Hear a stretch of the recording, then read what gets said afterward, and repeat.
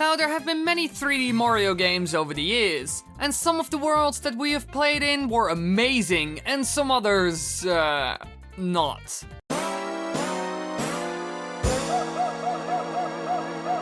Now, thanks to the new 3D Mario game for the Switch, I started thinking about them again. So today we're going to take a look at the very best.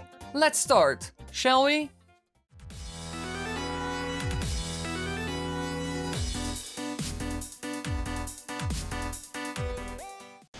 Number 10. Now, Mario gets bored from time to time, always being on his own without anyone to join him in his adventure. But in Yoshi's Star Galaxy, this was totally different, and that's why I like it so much. To get Yoshi, Mario must defeat a Magic Koopa to break the barrier surrounding the egg before he can break it. The galaxy itself consists of lush meadows with many flowers, grassy paths, and an active volcano. This level is great because it makes use of Yoshi in many interesting ways. For example, a shooting range. Here you have a Lakitu throwing spinies at you that Yoshi can eat and then spit out. This way you need to break a glass ball to free a Luma inside. Or for example the parkouring that you do in the level, where you have to use the flower grapple, which works surprisingly well and is loads of fun. And thanks to the great targeting system you have using Yoshi's tongue, it's very fast paced. Overall it's very diverse and different, and one of the better Yoshi levels in the Super Mario games. Number 9. Now the next one is awesome only because of the amount of little secrets and the overall level design. World 2-3 from Super Mario 3D Land is one big reference to the original glory of Mario. You start on a platform shaped as Mario from Super Mario Bros. And you obtain a propeller box and use this to fly all around the level. It's completely themed around the first Super Mario Bros. So all the platforms are old sprites from the game. Think about characters like Peach and Luigi, and even items like the Super Mushroom. It's a fun throwback to the beginning of the series and the old days of video games. Besides this, it's all pixel art, and I love that. The level also contains spin trunk switches, and if you hit them with Tanuki Mario's tail, it causes that part of the platform to rise. This way you can find all kinds of fun little secrets, which is a cool bonus, since this level is pretty basic besides that. Number 8.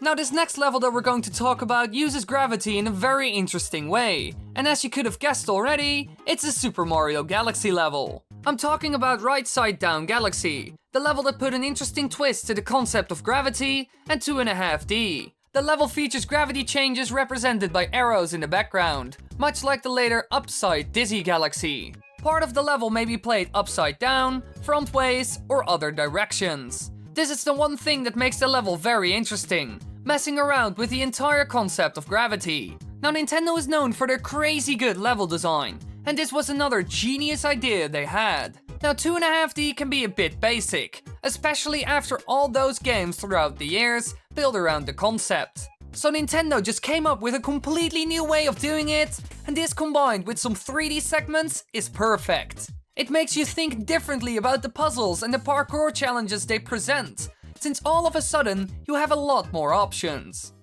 Number 7. Bowser has often been over the top with things. For example, all the airships, traps, enemies and more.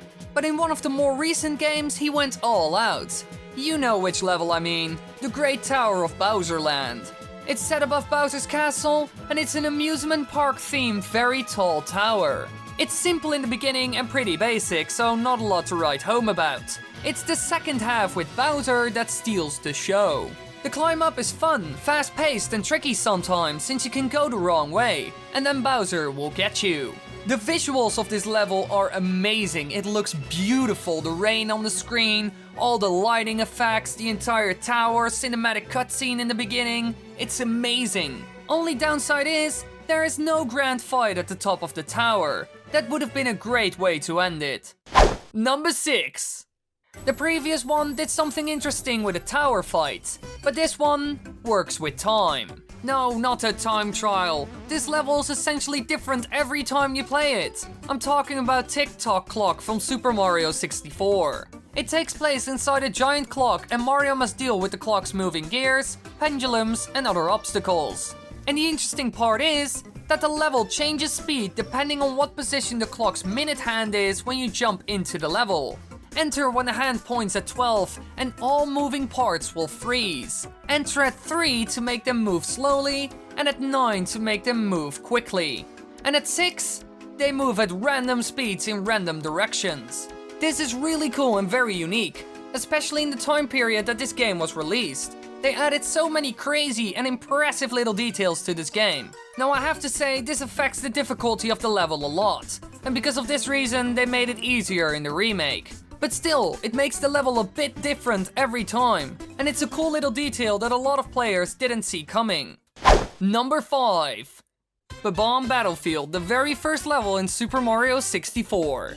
The player can enter the course through the painting in the far left room, and the room does not require any power stars to open. Now this was one of the first 3D games ever made, so this level had to introduce the player to the concept. And in my opinion, it did this perfectly. I like that it's a big open level where you can run around and explore a bit. Besides that, it has a good variety of objectives and teaches the player all kinds of things that will be later on used in the game as well. But I forgot one last thing. The iconic music. This has to be one of the most famous Mario tracks ever made, and that's for a good reason. Number 4. Now normally I never make a big deal of the different Mario levels. I love most of them, but some are clearly better than others. And one of them is Tiny Huge Land. No, legit, this is my favorite Super Mario 64 level. And for the record, my least favorite is Hazy Maze Cave. I hate that level. But that's not the topic. Now this place is great because of the entire gimmick of the level. Running around as a huge or a tiny Mario. That's the fun about the entire level, since the experience you have in the level becomes very different if you switch sizes. And sometimes you also need to do this to complete certain tasks or to get to specific portions of the level. It just gives a fun twist to the level, and overall you can even attack certain NPCs when you're big, like Koopa the Quick, which is a fun little bonus. Besides this, the level is pretty similar to the others in Super Mario 64, so nothing really special. Number 3. Now, I'm a huge fan of the first Super Mario Galaxy, so just guess what number 3 is. Indeed, Honey Hive Galaxy. This forest-based level is full of flowers and honeycomb walls, and is inhabited by friendly bees. The bee mushroom debuts here, and Mario learns how to use the bee suit, and that's what makes this level great. They built the entire world around this power-up, and used all its possible features to full extent throughout the level. Now I do agree that if you don't like the power-up, that the level is pretty stupid, since that's the main event. This is also one of the more open levels in the game, where you can run around and explore, which I like a lot. It even has a cool boss in one of the levels which you have to battle using the power-up, but the fight is a bit basic, which is a bummer. However, it's still a lot of fun. Number 2. Now I'm a big fan of games that have a bit of a summer tropical vibe, and that's also why I like Super Mario Sunshine's visuals so much. And there's also a level in the first Galaxy game that gives me that feeling. And thanks to that, it's my favorite. The Beach Ball Galaxy. The largest planet in this galaxy is a beach area filled with penguins called Penguin Paradise. Now this level was amazing. This is so nostalgic for me. It has fun underwater sections that you have to mess around with the penguins, and especially the shells make it a fun portion.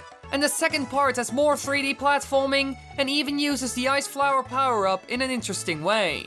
But this isn't all. There's even a classic Mario Galaxy parkouring course on one of the last missions of the world. So many different types of gameplay packed into one level. Number 1.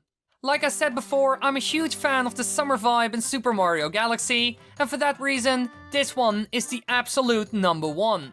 Bianco Hills, the first level of this game, and it made me fall in love instantly. This level is big, completely open, filled with fun missions, and 2 boss fights with PD Piranha, both of which are amazing. The 2 fights were also completely different and challenged you in fun ways. I especially enjoyed the second one. This one was in terms of tactics more diverse and was overall more fun. It's such a colorful world filled with NPCs that you can interact with, places you can explore, Easter eggs to find and more. This was in my opinion a great introduction for the vibe and playstyle this game offers. Now besides this, it's just like the other Super Mario Sunshine levels, so compared to them, it isn't too special. But still, it's the very first of the game and made me fall in love with it. so it has a special place in my heart. Thanks for watching, everybody. Don't forget to meet me this upcoming Saturday together with Commonwealth Realm and Zeltec in Kungsbacka in Sweden for the Switch event there in Bergsala. Look it up on Google. It's on Saturday. Just look it up. It's on Nintendo Live. Yes.